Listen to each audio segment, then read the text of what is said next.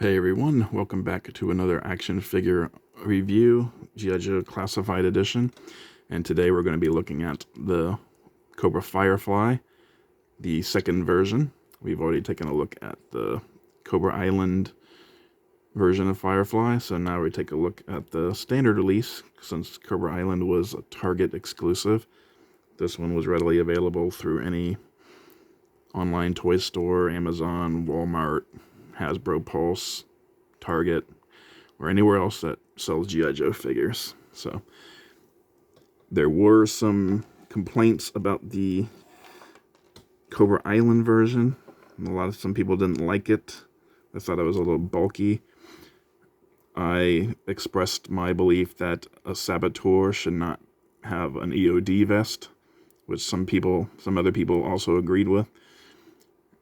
And me, as well as a lot of other people, wanted a more traditional looking Firefly like his original design. So that led to this one being released. Now, curiously, they did not release this Firefly in the retro line. They released him in a normal standard box.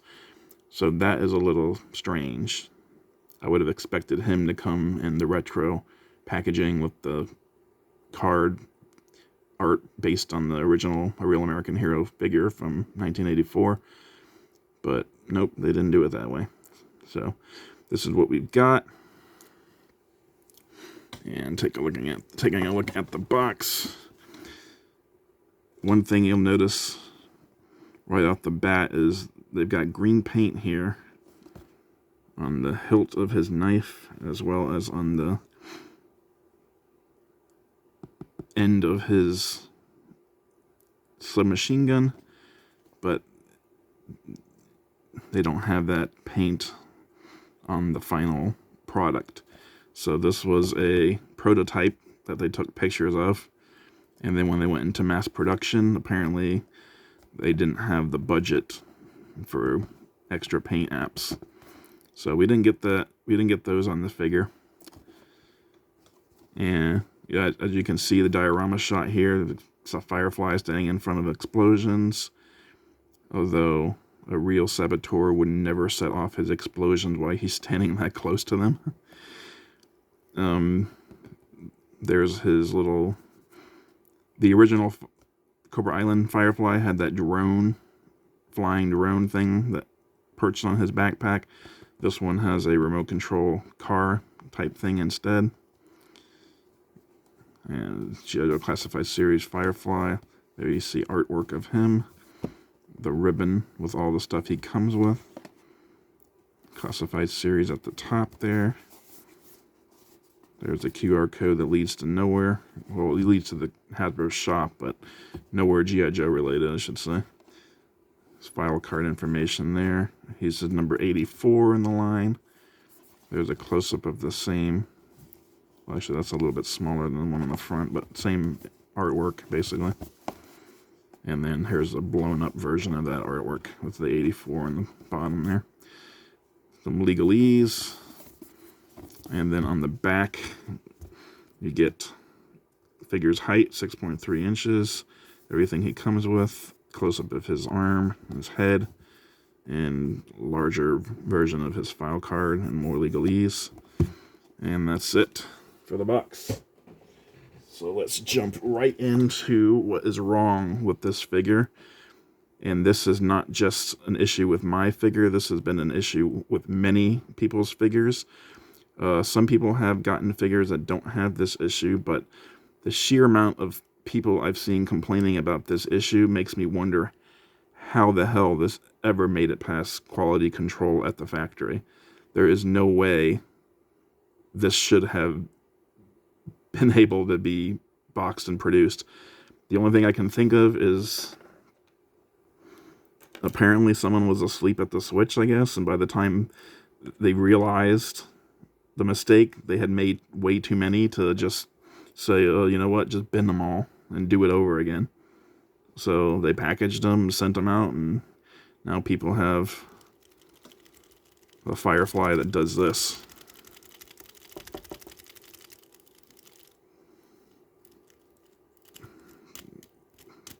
Look at that. How does this make it past quality control of $1 billion company? Isn't that insane? If it was just 1 or 2 figures, I could understand. I'd be annoyed if it was my figure, but I could understand that getting past. But apparently there's entire production lines that are just like this. I've seen someone on the His Tank forum who is taking stock of the batch numbers and whatnot right there on his foot there, and seeing which ones had the loose floppy ab crunch, and they all come from like the same batch basically. This batch should have been binned. I don't care how much it cost Hasbro, it should have been binned. There's no way this should have ever been released to the consumers. This is piss poor quality control on Hasbro's part, and they should be ashamed of this. And this is why this is one of the things that causes $1 billion companies to become $1 million companies, or to even go bankrupt eventually. This lack of quality control and this lack of caring for what the customer, the paying customer, gets in final product. I would have replaced this, but Hasbro is sold out now. By the time I realized I got a gimpy one, everywhere that sells them over here in the UK is out of them. I can't replace them now. So I'm stuck with this. Luckily, Mezco is doing a Firefly, and when he's released, he will replace this on my shelf. Of course, that Mezco version is probably not going to be coming out until later this year, like late this year, or maybe not even until early next year, because Mezco is really slow. They don't have the factory capabilities of a company like Hasbro, so they got to take their time. But at least their QC is good, from what I've seen anyway. Maybe some people have problems with their QC, but I've had nothing but good issues with them so far. His butterfly is also really loose, but not as bad as the ab crunch, obviously. I've seen people who've had issues with his legs as well, but mine are fine. Mine are nice and tight. The only saving grace for this is it's not like he'll stand. He won't like keel over because of the ab crunch. The ab crunch will hold him in place in a standing position, and it will even hold him in place. It's just the ratcheting that's loose, but it will hold in whatever position you put him in. It's just the fact that it's so loose is just insane. Other than that, though, this is a very decent Firefly figure. I would have preferred the camo a little darker. That would be more like his original figure. But this is really good. The vest overlay here is a little loose. They could have made it a bit smaller, and that would have helped it fit better. But if you stick the backpack, he does come with a backpack, so if you stick that in there, it helps hold the belt in, or the overlay piece, so that's nice. He also has an overlay here on his waist, which comes with an attached pistol holster as well. And on this side, he has a strap that includes some more explosives. He does have some paint there, some green on the pouches and green over here. He's got some extra pouches on his belt there. A couple of smoke grenades or flashbangs, probably smoke grenades. So he's a saboteur, so he probably uses smoke rather than flashbangs. More pouches there. Some frag grenades in case he gets spotted. And he also has an overlay knife sheath on his wrist. His forearm over here on the right hand. And on the left hand, he's got an overlay just forearm pad. So a lot of overlays with this guy. 1, 2, 3, 4, 5 overlays. This is one of the. This is the figure. This figure might have the most overlays of any figure they've done, and he would have 6 overlays if they made the holster, his pistol holster, separate from the belt. I would have given him 6 total overlays, but that connects to the belt, so it only counts as 1 overlay. He's got the dark gray knee pads and boots to contrast with the camo on his jumpsuit, and of course the dark gray gloves.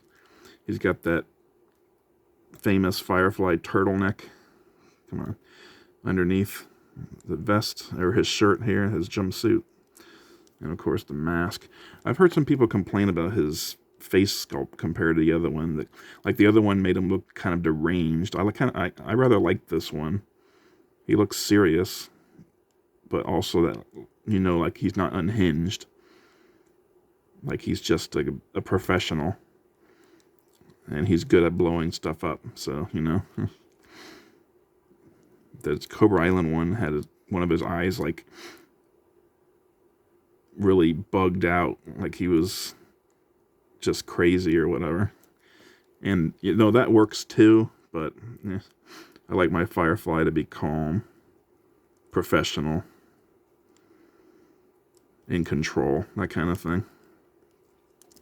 Going over articulation, you can look down about that far. You can look up about that far. You can Exorcist. Got a lot of tilt. He does have those butterfly hinges there. His arm can go all the way around. He can hinge up about 90 degrees, maybe a little bit higher. Bicep cut. Double jointed pinless arms. It is double jointed. I promise. Yeah, that hinge doesn't want to go. Let's try it over here. Yeah, there you go. See? Double jointed pinless arms. He has the vertical hinge on his right hand and horizontal on his left, making him one of the few figures in the line that is actually right-handed. Most of them are either left-handed or ambidextrous. Although Firefly seems like the type of guy who would be ambidextrous. He does have an ab crunch. I've already shown you exactly what that ab crunch does. But if you have a working one, you can get him about that far forward. You can go all the way back. The overlays kind of get in the way of his forward movement. Actually, you can get that out of the way. Does the belt get in the way? Let's see. If I push that belt down a little bit. No. That's about as far as you get regardless. He can turn. He can twist there. He's got waist tilt. A lot of waist tilt. Too much waist tilt. Way too much. He's got those drop down hips. We can do the Van Damme splits. He's got the upper thigh cut. Double jointed pinless knees. He's got a boot cut. His foot goes back that far. Goes forward that far. He's got the rocker pin there. And peg holes on the bottom for stand. And you probably, if you have one of the Fireflies, like I showed you how terrible his waist joint is, but or his ab crunch is. But like I said, I've heard some people had issues with his legs too. I don't have that, so I'm lucky there. A combination of bad legs and a bad waist probably means you can't get him to stand at all, even with a stand. So if you do have a figure like that, I'm hoping you're able to get him replaced. So, accessories wise, he comes with his backpack. It's got some nice sculpt and detail there. A little bit of paint there on the keypad. I think that's a keypad. Yeah, it's a keypad. And it's got that little red readout there, which is kind of cool. Molded in the back to fit on his back. Got a few more grenades on there as well. And that goes right into his back. And like I said, it can help you keep the harness here in place a little bit. Not much, but it can. He also comes with this little remote control car. It's got a little bomb on the top there. And it's got wheels, and the wheels do turn. So you can kind of drive it around a little bit. Actually, I don't think it goes. Nah. Okay. Well, the wheels are a little tight, so you can't really roll it. The wheels do spin, but they don't really roll on the ground. Which makes me wonder why they even made them spin in the first place. They weren't going to have the vehicle roll. I don't know. Maybe they meant to have it to roll, but then they put the wheels on too tight, so they won't roll of their own volition. It also has this peg hole in the bottom, or in the back of the car, which can help it port into the bottom of the backpack right there.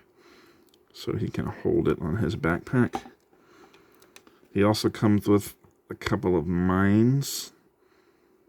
She's got a red dot in the center there. Just basic flat mines right there. And you can peg those onto the side of the backpack. We've got that peg hole right there. And the mines go on the side. He comes with this night vision goggle. It's got nice paint, green paint there, and red there, and red in the middle. And that slips over his head.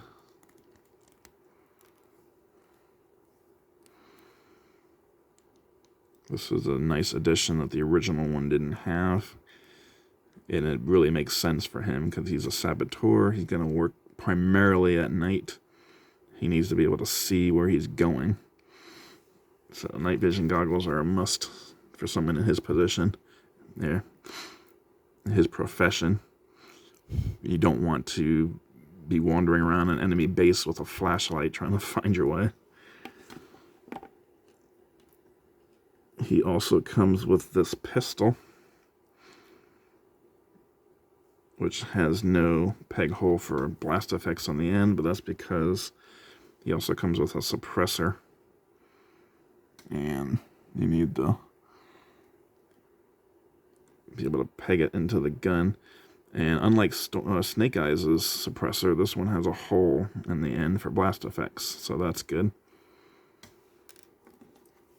And that slides into his holster here. Now, unlike Snake Eyes, he does not have a loop for the suppressor anywhere, so he has to have it on. He can't sheath the gun with the suppressor on, obviously. But he also comes with this submachine gun, which is similar to the one the original came with. It's slightly redesigned. And that submachine gun has a removable magazine. It slides in there. Kind of looks like a Thompson, but slightly different, but similar. Yeah. And of course the suppressor can go onto there. Now be careful when you're putting the suppressor on this gun because the peg is really tight and thin. You don't want to snap it off. So I usually store the gun like this. And you can have, there's a peg there on the backpack once the camera focuses. And you can slide that through the trigger guard. And I know realistically that's insane. No one would ever sling their gun on their backpack with a pole, something sticking through the trigger guard. But, you know, it works for action figures. So he also comes with this detonator, which he can hold in his hand. It's got a little trigger there. It's got a number readout there, which is at 3. And no, the readout doesn't count down. It's not electronic or anything. I usually have him holding this because I'm worried it'll fall off and get lost in the carpet, the carpet monster, but you can peg it into the backpack. Right in the back there. It kind of sticks in between those two raised spots there, just underneath the readout. So you can slide it in there. And lastly, he comes with this knife. And all black knife normally, but I painted it chrome with my chrome pen. And that slides into his forearm sheath. Like so. And that's Firefly. All geared up, ready to go. Ready to make trouble with G.I.Joe. Ready to make trouble to G.I.Joe. As long as his ab crunch doesn't cause him to flop around uncontrollably. This would be a near perfect figure in my mind, but just slightly darker camo and fix the QC issues, and it would be one of the best. I have a feeling that the Mezco version is going to just blow this one away. So far, each Mezco version I've gotten has been leaps and bounds ahead of Classified, and for the price, they'd better be. The Destro and the Roadblock are both fantastic figures. Snake Eyes is next, followed by Storm Shadow, and then should come Firefly. And I am really looking forward to Firefly. Snake Eyes and Storm Shadow are my two favorite characters, but the Firefly particularly looks really good. So I'm really looking forward to getting my hands on the Mezco Firefly, and I can't wait to review that. But this one, aside from the QC issues, is a really good figure. The QC issues, again, are unfortunate, and they have to keep bringing them up because it's a huge problem with this figure. It's kind of on the same level as the Falcon CoverGirl wave. Luckily, it was only this figure in the wave that had the issues. The other figures that came out with Firefly, like the Crimson Viper and Low Light and Tunnel Rat, didn't have the same issues, so at least it didn't permeate the whole wave. It was just a single figure. But he still stands, as you can see. I'm not having issues with him falling over or anything like that. So that's a good thing. He'll stand, at least in my display, he'll be able to stand there looking menacing until I get the Mezco version. Well, that's the Firefly review. Comment down below. Let me know if you got a broken one too, or if yours is good. There have been some people that have gotten good ones. You know, ones that have proper tight, ratchety ab crunches instead of the loose, floppy ones. So if you got one of those, you're lucky. I envy you. Like and subscribe. Comment down below. And I will see you next time.